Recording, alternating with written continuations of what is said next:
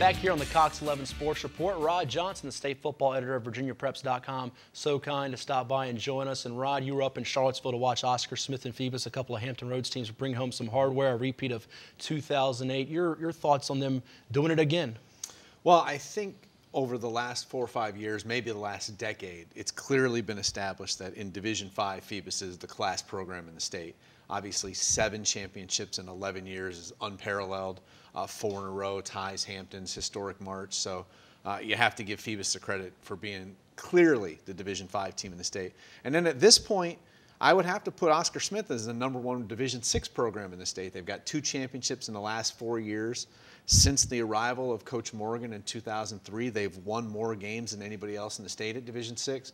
So I think those two have separated themselves within their divisions as far as being the best programs in the state. Certainly there are some challengers, Gretna on the Division 1 level, and you see Brookville in Division 3, but for Division 5 and Division 6, no one has the resumes that the Phantoms and the Tigers can bring to the table. And pretty impressive feats to get a tough region like this one here in the East. Let's delve into recruiting a little bit. Some of the top seniors that are going on to college football in the state, Virginia, Virginia Tech, as well as some other local schools around the area. Who do we keep an eye out for next year? Well, I think that the Cavaliers really hit a home run down in the 757 area this year. They got the 4 kids from Norfolk Christian, Courtney Wynn, Will Wahi, Quante Moore, and Mario Nixon. Mario Nixon, correct. And then the 4 kids from Virginia Beach, Mark Hall, Eli Harold, Anthony Cooper, and Kyle Dawkins. So I think just getting those 8 kids out of this area is a big home run for them. And then Virginia Tech didn't get quite as many players from this area, but on a national level, their class ranks just as well. Sure. In this area, they may got J.C. Coleman, may be the most electric player from around here. And then you look at Thomas Smith out of Lafayette, is certainly a top-notch kid. Alston Smith has to be a kid to keep your eye on if he develops at all like his dad did. And you look at the Devin Van Dyke kid coming out of South County who played tremendously against Phoebus. So I think their classes stack up pretty evenly. Virginia is probably getting more athletic than they have in the past, and Virginia Tech just keeps rolling through the kids like they normally would. Old Dominion, Norfolk State, Hampton, how are they looking right now? Well, I mean, Hampton's got Oscar Smith quarterback, J.J. Williamson coming in, so they got to like that. Kindrick Feaster from Salem is a great defensive back Norfolk State has. And then Old Dominion may have got the best offensive lineman in the state in Troy Butler, as well as good wide receivers. How do you compare the 2012 class, this group of seniors, to next year's class, the 2013 juniors?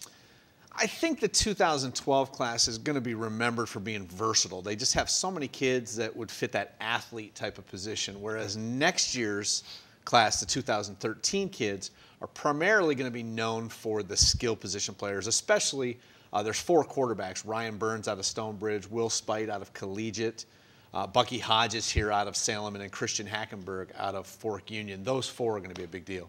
Last thing, we let you go. We appreciate your time. As always, as you look to the future, we've had a lot of guys from Tidewater make it big in college football. E.J. Manuel at Florida State out of Bayside. We've got Taj Boyd, quarterback from Phoebus at Clemson. Perry Jones, Oscar Smith, running back now at UVA. Who are some guys you see making a big splash at the college football level? I think the 3 names that come to mind first are Hodges, because he's going to be a national level recruit. You just don't find a quarterback 6'6" that can run like he, and when you do, they win Heisman trophies like Griffin. I think Zach Jones out of Oscar Smith has now shown the explosiveness that every college needs, especially in some wide sets that guys are doing now. And then Quinn Blanding is just a kid that offensively or defensively can play so many different positions and has so much talent. He's definitely going to be a big-name player at college. Well, thanks for stopping by. Sure. Check his work out at VirginiaPreps.com. That's Rod Johnson, and I send it over back to my partner, Matt White. All right, thanks, Matt. Just a reminder, we will be replaying those state championship games first. Division 6 will be played Saturday at noon, and Division 5 will be replayed Sunday at noon. And we thank you for watching Sports Report all season long, and make sure you stay tuned when we come back in the new year. We'll be bringing you basketball information from all over the 757. You've been watching the Cox 11 Sports Report.